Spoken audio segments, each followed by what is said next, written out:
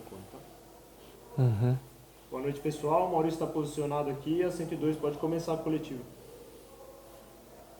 Vamos começar a coletiva aqui ao vivo pela 102 FM. Barbieri, boa noite. Eberson, Rádio 102 FM, estamos ao vivo. Braga conquista mais um ponto nesse Campeonato Paulista. Eu queria te perguntar o seguinte: hoje, dá para dizer que o resultado foi melhor do que a atuação da equipe? E também te perguntar qual a importância de ter jogadores experientes no meio dessa juventude, como é o caso do Júlio César, que hoje fez uma grande partida. Boa noite. Boa noite, Eberson. Eu acho que sim, eu acho que é possível e de acordo com a sua colocação, concordo. Eu acho que a gente não teve um bom desempenho, foi aquém do que a gente gostaria e do esperado.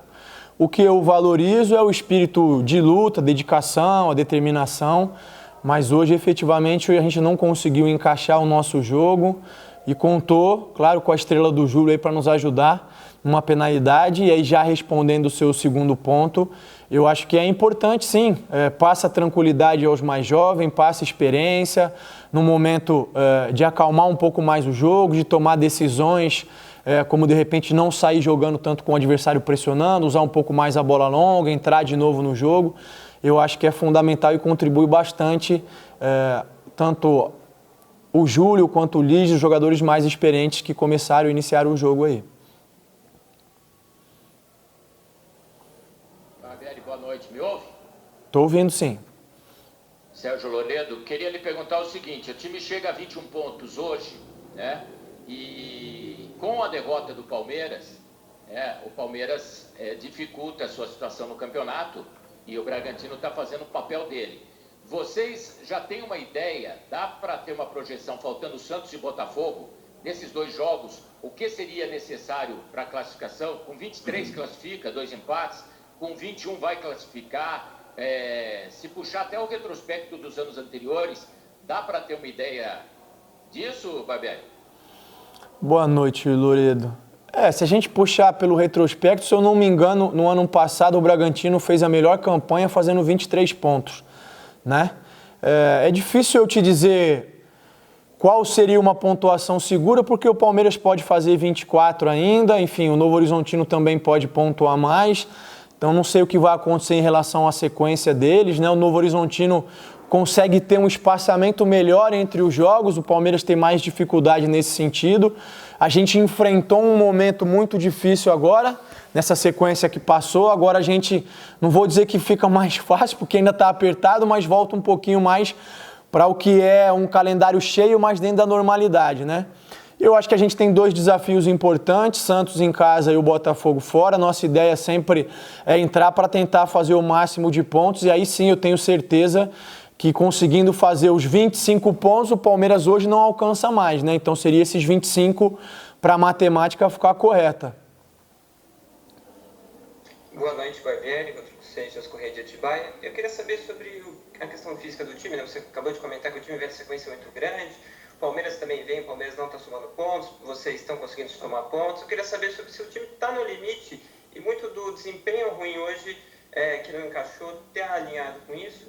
E se você me permite, eu queria fazer mais uma pergunta, saber sobre o Raul, se ele evoluiu, se ele tem chance de jogar na quarta-feira.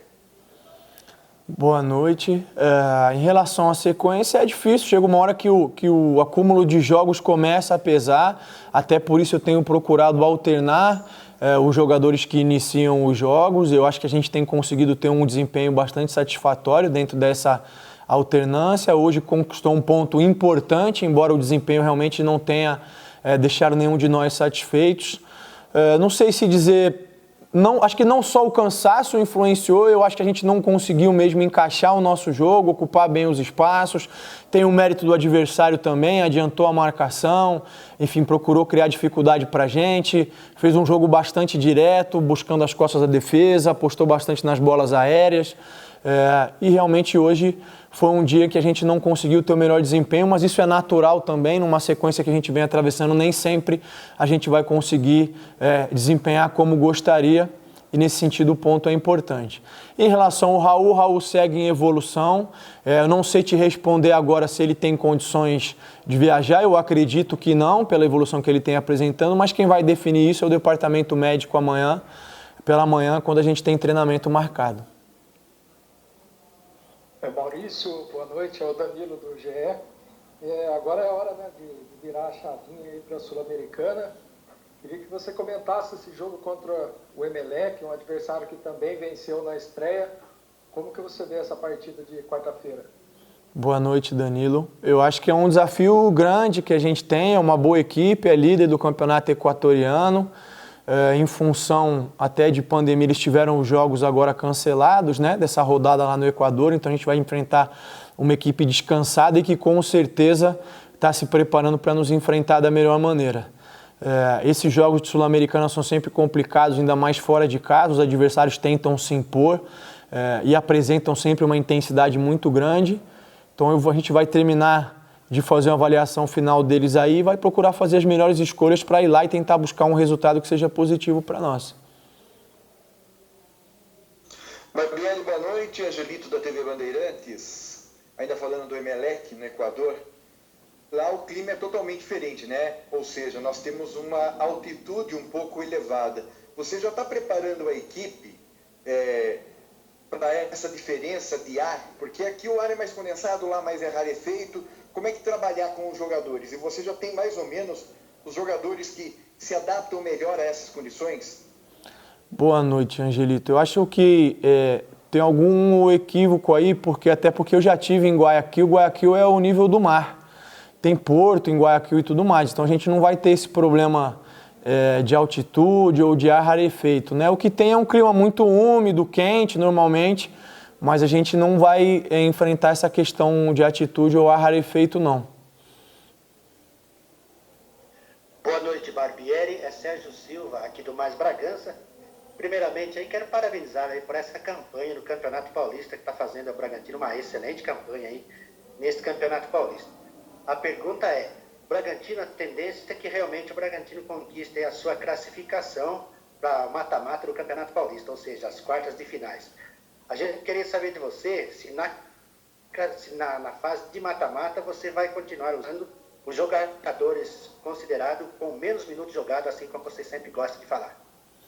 Boa noite, obrigado. Eu não tenho como saber isso de antemão, né? Claro que o nosso desejo é, assim que for possível, o mais rápido possível, conseguir assegurar essa classificação, é uma meta nossa.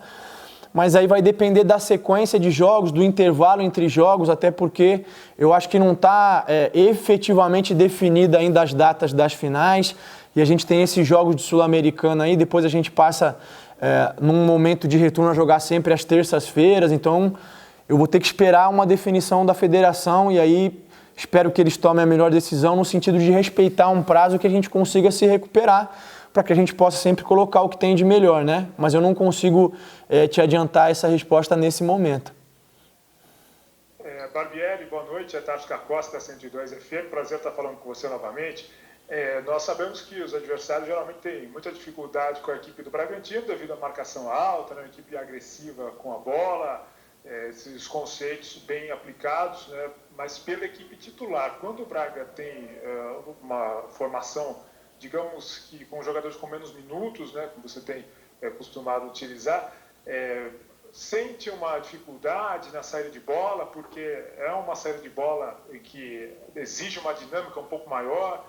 Você avalia que o meio de campo, principalmente, foi o ponto de dificuldade do Bragantino? O Jadson, o Coelho, o Vitinho ainda precisam entrar mais no ritmo da equipe em termos de posicionamento para que o Braga consiga exercer esse modelo de jogo no mesmo nível com aqueles que já estão habituados a jogar, mais no caso o Raul, o Guilherme, o Evangelista, o Claudinho, nesse setor nevrálgico da equipe?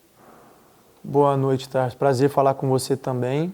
Eu acho que sim, eu acho que a gente até pressionou de forma bastante efetiva, tanto é que em um dado momento a equipe da Ferroviária abriu mão de sair jogando curto, passou sempre a sair jogando longo, apostando sempre nas primeiras e nas segundas bolas, então é um ponto que a gente conseguiu manter. Mas realmente, na hora que a gente tinha a posse, a gente não conseguiu fazer boas escolhas.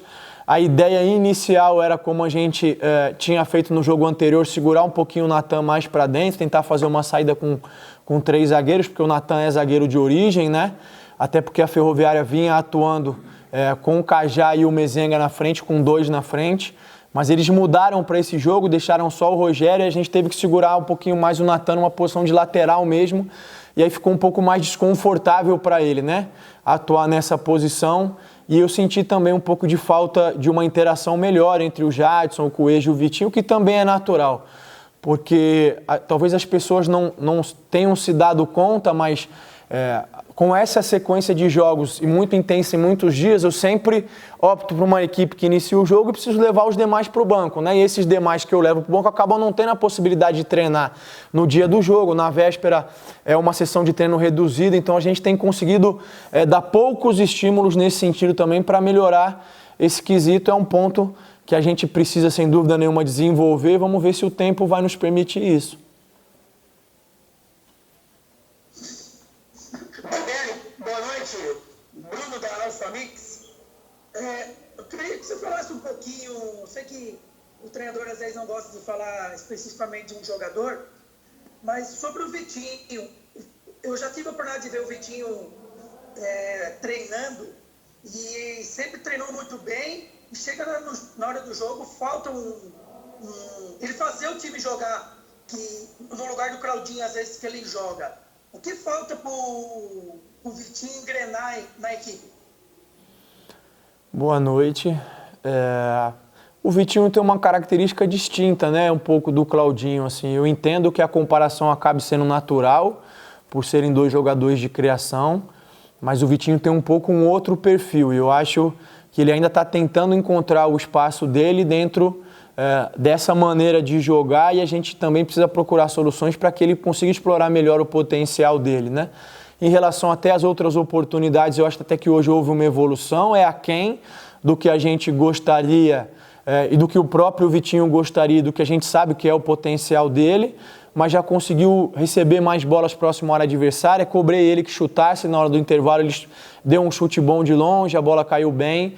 Mas é um processo, é natural, é um jogador jovem, as oscilações acontecem. Eu acho que a gente tem que ter só um cuidado para não rotular, não classificar nesse momento, né? É um jogador que já teve bons desempenhos, contra o São Caetano fez 2 gols, mas que realmente nos últimos jogos não conseguiu apresentar aquilo que a gente sabe que ele pode apresentar. É um ser humano como qualquer outro, está sujeito às oscilações, cabe a nós agora conversar com ele, sentar, orientar, cobrar posicionamento, movimentação e outras coisas, porque ele tem muita condição de nos ajudar bastante ainda no decorrer da temporada.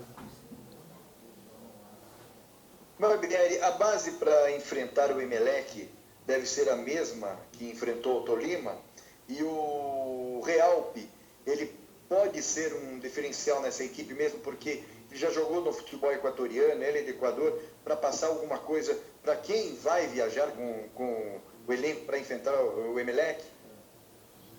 Sim, a base é essa. Sim, eu tenho procurado conversar com todos eles. Quando o Tolima veio aqui, eu conversei bastante com o Aidar, porque é colombiano. Claro que eles já estão aqui há um tempo, né? Não tem acompanhado o campeonato lá, mas tem um conhecimento de jogadores, de como funciona a maneira de pensar. Fora isso, também a gente sempre faz um estudo aprofundado, mas a gente sempre procura buscar o maior número de informações possível para se preparar da melhor maneira, e nesse sentido, conversar com o Léo também vai nos ajudar com certeza.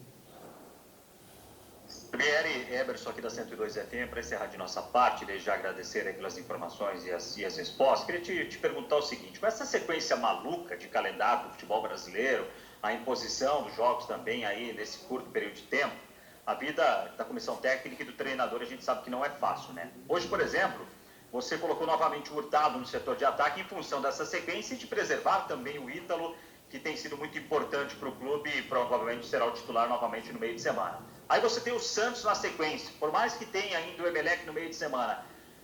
Como trabalhar aí para resolver esse problema, já que o Hurtado tomou o 3º cartão amarelo hoje, está fora do próximo jogo do Campeonato Paulista? Acho até particularmente que ficou barato o cartão amarelo para ele no lance meio de campo. Você já, em alguns momentos, até puxou e utilizou o Igor. Eu não sei, ou se você puder informar qual é a situação do Alejandro no momento, porque provavelmente neste momento, com o que você tem levado para o banco ou deixado à disposição, não terá um reserva imediato para o Ítalo como um jogador mais de frente, mais de imposição física para essa questão, essa sequência de Campeonato Paulista. Poderemos ver lá na frente, quem sabe, até uma mudança de esquema tático, se você preservar o Ítalo ou não?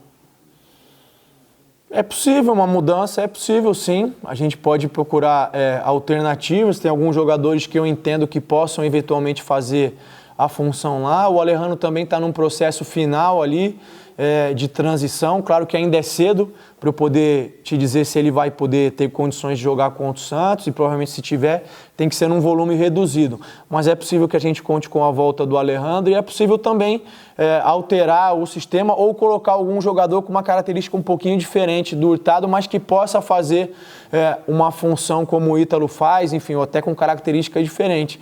Eu só não consigo te adiantar isso porque, como você frisou bem, em função da sequência de jogos, a gente mal tem tido tempo de respirar, né? É sempre pensando no próximo jogo, tentando encontrar as melhores soluções, e o foco agora está total no Emelec, e assim que acabar o jogo lá no Equador, a gente já começa a pensar no jogo do Santos, que também é um desafio grande que a gente tem dentro de casa. Obrigado, pessoal. Obrigado, Maurício. Já passo a programação para vocês.